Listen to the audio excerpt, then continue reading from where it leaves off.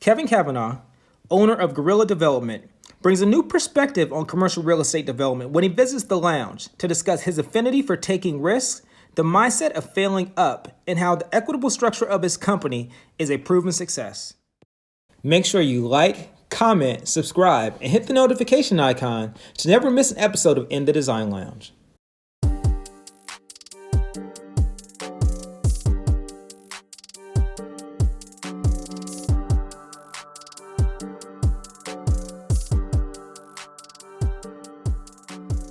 Let's go. Guerrilla Development, which this is like this. I feel like this space is definitely on brand, but is unique in quite a few ways. How the buildings you develop. So talk about that. What's your demographic? What's some of the products you have going on? Like, what are you guys about? Oh, good God. So Guerrilla Development, we exist to do left brain and right brain work. Okay. So the zipper or the fair hair dumbbell or these weird, like, when you drop by, you're like, what the fuck is that? Yeah. What the hell is that? I like making what the fuck buildings. And the first venture into this, the only reason for an architect to become a developer is to design buildings that no one else is going to hire me to do. That's why I could do the dumbbell, because I don't have to passively wait for some enlightened client to say, hey, I want to do that building. And I'm so happy waiting for, as a service provider, to work for you to do that. So I just do it. And it's all left brain, right brain. The math has to work where I can show the spreadsheet to a bank. The bank's like, oh, fantastic. Here's your $10 million. But the right brain has to be compelling to me. So that's what Guerrilla is. And the demographic is anyone who likes that kind of project, whether you want to be in the building, whether you want to invest in the building, whether you want to be part of the crew that creates the building. The tricky thing is, post 2016, it's not left brain, right brain. Now it's head and heart. So for the demographic, who is not being served in society by commercial real estate development? Well, we all know the answer to that. Yeah. So that's where it becomes like the building that we're in right now. Just behind me, I'm going to break ground this year on housing for social workers. About 20 blocks that way, I'm doing housing for 18-year-olds aging out of the foster care system because they're much more inclined to become homeless than you or me. And these are unsubsidized. There's investor money. There's rich people at the table. Profitable projects. It's just how could we use our power for good? It's almost like how you design is no one else doing it, but also who you're serving, no one else is doing it. Yeah, but that's sad to me. I mean, so it's not hard. That's why everything I do is open source online. You go on my website, you can download my plans for this project or for the dumbbell or for the zipper, for anything. Yeah. Jolene's first cousin, my first homeless housing project. Like, go do one. Please. Not only do I not care if you copy me, I want you to copy. You want them to. Yeah. I don't know if I'm fully answering your question. I'm going to die, and there's going to be a stack of unbuilt. Like, the ideas just don't stop. Yeah. And I don't have enough time in my life to build them all. So I feel the need to show as many examples as I can. Everyone assumes when I go give a lecture to a bunch of left brain folk who say they want the quirky guy to talk about his stuff, they assume that because it's artful, it's less profitable. And then I show them the spreadsheet. I put that up online. And there's like, I love the oohs and the ahs in the audience. Like, oh crap. Like it's almost like I want to shame them a little bit. Yeah. Like, why aren't you doing this? Exactly. Like, now that you see how lucrative this is, here's the recipe. Go make the loaf of bread. But see, that's super unique because I always say, like, for me, I'm a suit to the creatives and a creative to the suits. So there's like that middle ground, right, where I see both sides. Yeah. And it's like, I mean, I would imagine that helps.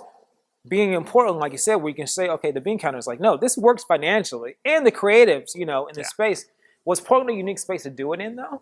Yeah, that's a good question. So 12 years ago, I was awarded a Loeb Fellowship at Harvard. Okay. I'm not really answering your question. I just wanted to say that. Yeah, right. There's 10 picked globally every year. And I asked this woman on the selection committee, I said, Sally, like, is it harder that I'm from Portland?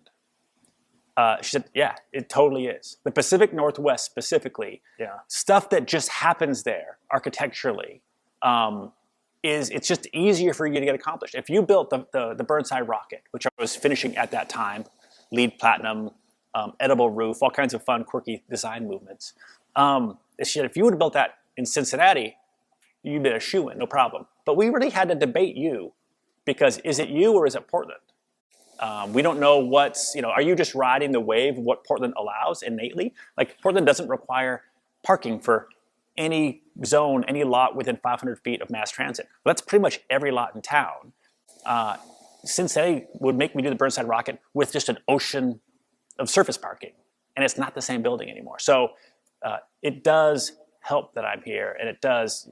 I would be silly to think that this is all me. I'm not that good. I always think Portland, from an aesthetic and design perspective, not architecturally, Yeah. it's behind the times, or you know what I mean, or it's tougher. Yeah. But I guess in building, you're saying is actually there's opportunity that doesn't exist in other areas. Well, you're completely right, and that's a good shout out and call out to the community. The codes in place make my buildings easier to build. Okay. I would actually have a harder time to build what I build in Seattle, even. Seattle has tough parking mandates. I couldn't do the dumbbell in Seattle. It'd be illegal. Really? But I can do it in Portland. So Portland, the bar is lower for really creative design. The barrier of design, entry. yeah. But the design community, and more important, the people who hold the money here. So I'm not faulting architects, because they're only as good as the people who hire them allow them to be, thus becoming a developer. Yeah, so I blame the folk who hold the purse strings here. It's a pretty stodgy town, and it looks like it. Yeah. So you said in 2016, Design Rebels issue of Great Magazine, you have a massive appetite for risk. Yeah. Talk about that. Talk about what that means to you. And then as a follow-up, like, how has the pandemic shifted or maybe, ingrained that even more? Yeah. Because I feel like right now is the time for risk takers. For the creators, like, this is the time. Yeah. Yeah, 100%. I used to lecture to graduating seniors in design school, U of O, UW, wherever, anywhere. And I would always say, I feel evangelical about what I do. Like, you guys, half of folk who get their degree in architecture don't become licensed architects. They do something else, like me. Like, this is an option for half of this room. I call it phase 0 and phase 1. Architects are hired at phase 1. Okay. Phase 0 is the fun part. Phase 0 is the developer who buys this piece of land and looks at the zoning code and says, "Oh, I can build a 130-unit apartment on this piece of land." So then I hire you, the architect, and I say, "Cool, design me a 130-unit apartment building." And the reality is, maybe 95 units is a better building, but you're never given that opportunity because you don't get to design phase 0. Yeah. So that's the risky seat at the table. So I'm like, well, screw it. I'll take the risky seat. I'll design phase 0. I'll sign on the bank loan. I'll do all the other things necessary for me to be able to build a 95-unit apartment building, to build a better building. Lo and behold, it still pencils. There's this phrase that the bean counters always use. Well, it doesn't pencil. It always pencils. It just doesn't pencil enough for them. Gotcha. It always works. It always works. Yeah, if I fall in love with the design, I'm like, I'm going to make this work. Yeah, you're still going to be in the black. Yes. Yeah. Yes, it's commercial real estate development. And you don't sell. So if people are flipping, it's a different story. They need to maximize profits because they're selling that building next year. But I don't sell. Look at this building. I don't want to sell this building. This is an awesome building. Right. But the second part of your question is the pandemic and risk. The last recession, 2008, 9, 10, I was completely wiped out. And it's so funny because on paper, I was worth X. And then like 2 months later, I was worth negative $1 million. You add up everything I have and everything I owe, and it's negative $1 million. I'm like, geez, that's no good. Sorry, my bad. Right. But I, got 3 kids. We're running. They're having fun. We're in a building like this, 2 blocks over. Okay. And it's all I have left. And I say to my wife, "Hey, we need to sell our house to pay debts and move into this. I'm sorry for the whole better or worse thing." And she's like, "Okay, that's it's not ideal, but we'll do it." So I lost everything, and it took me a couple of years to bounce back and get on solid ground again. I'm like, oh, if that's the worst that can happen, then my massive risk appetite is justified. Like for me, in a competitive business way, I'm like, this levels the playing field for everybody. So whoever can adapt and pivot and who has that, ability just to make it happen, I'm gonna be fine. You're right. Yeah. But now more than ever, like the middle class is done. Either you are shoved up the ladder, and you and I are likely, whether we do anything about it or not, being shoved up the ladder as we speak because of the pandemic. If you're 1 or 2 rungs lower than me on the ladder, you're being shoved down. So how can I use my powers for good? How can I make buildings that serve that demographic? You mentioned like what demographic do my buildings cater to? Well, all. But now especially I want to lean into that. I don't want to stop doing like the tree farm, which doesn't have any social repair woven into it. It's just a cool ass building. I want to do a building that looks like a chia pet when it's done. So I'm still going to do those weird, quirky, balls out projects. But right next to that, I'm going to do Jolene's Third Cousin or Great Scott Trio or something that really has social repair woven into it. Because as we speak, people are, Jolene's First Cousin. I took 11 people that were living on the sidewalk who now have a home.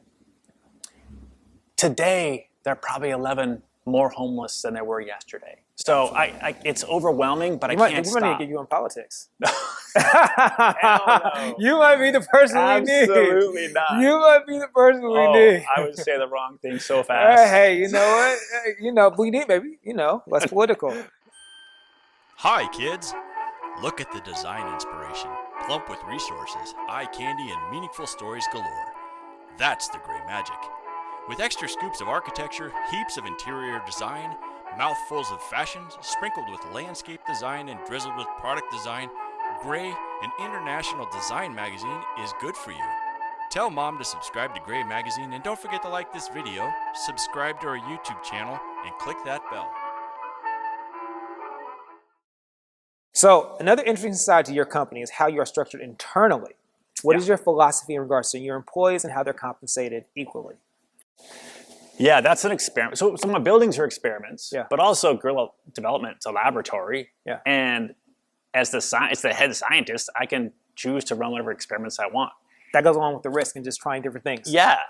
I hate the gap between the CEO and everyone else. It's distorted.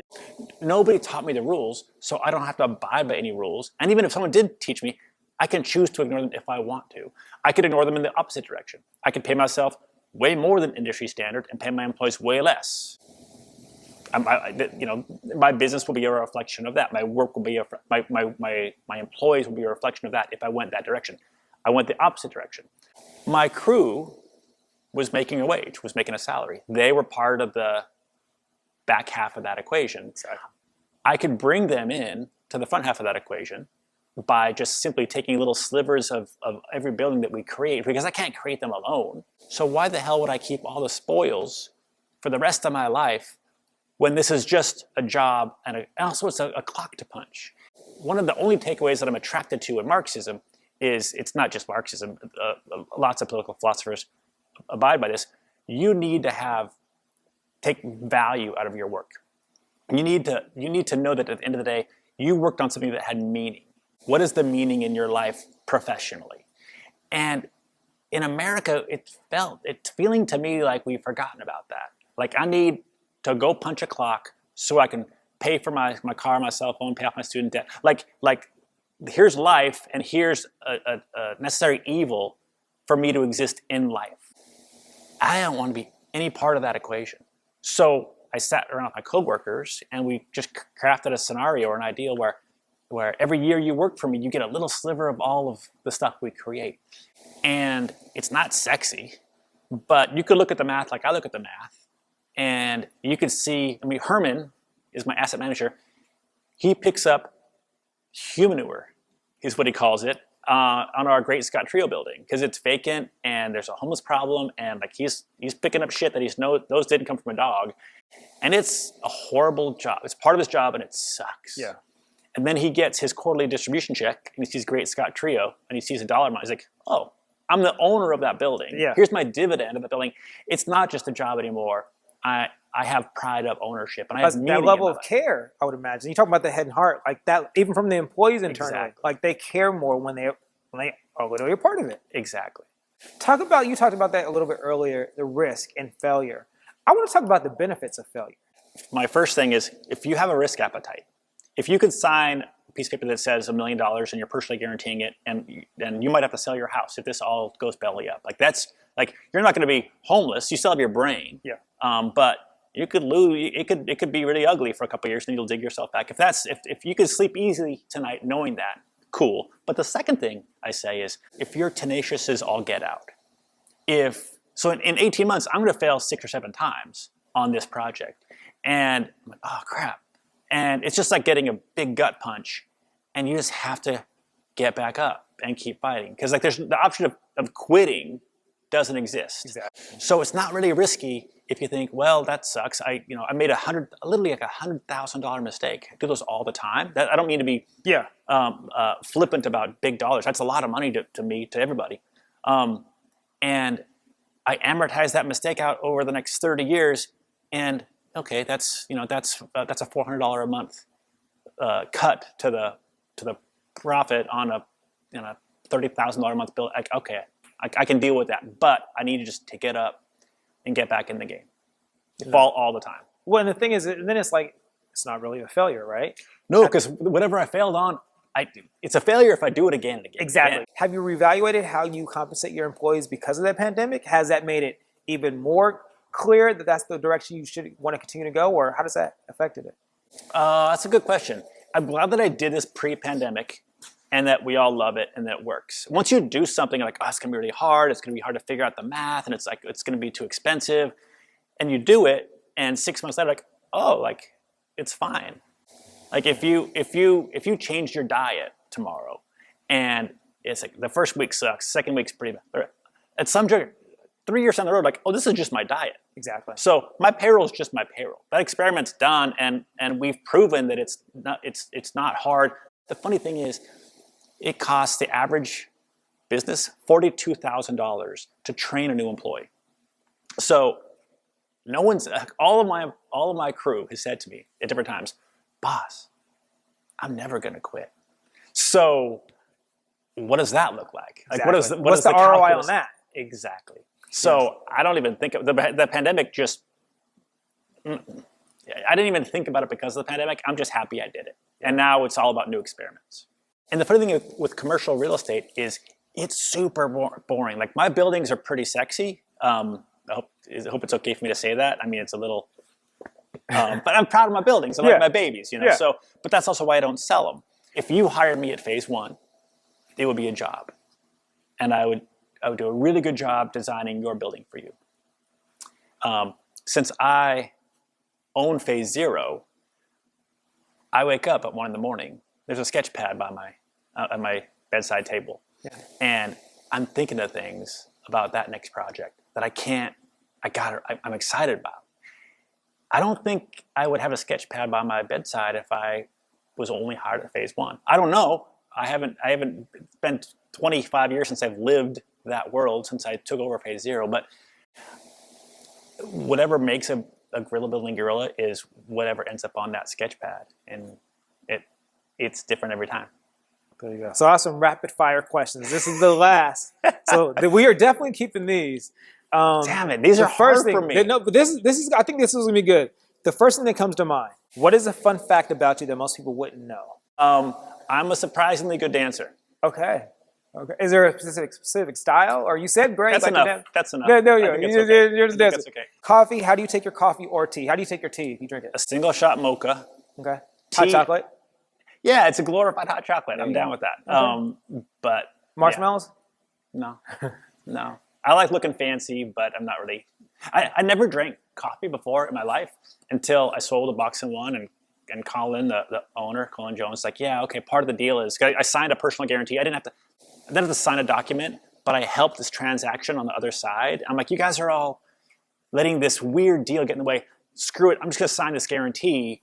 And Colin, the coffee shop owner's like, dude, you're out of this deal. Like, you have nothing to gain. You can only lose by signing that guarantee. Why are you doing it? Like, because you're all fighting over nothing. Like, you're fighting over this 0.0005% chance that something will happen. I'll take that risk on. Just make it happen. Just make it happen. And then he's like, cool, free coffee for life. I'm like, but I don't drink coffee. And now you do. I drink coffee.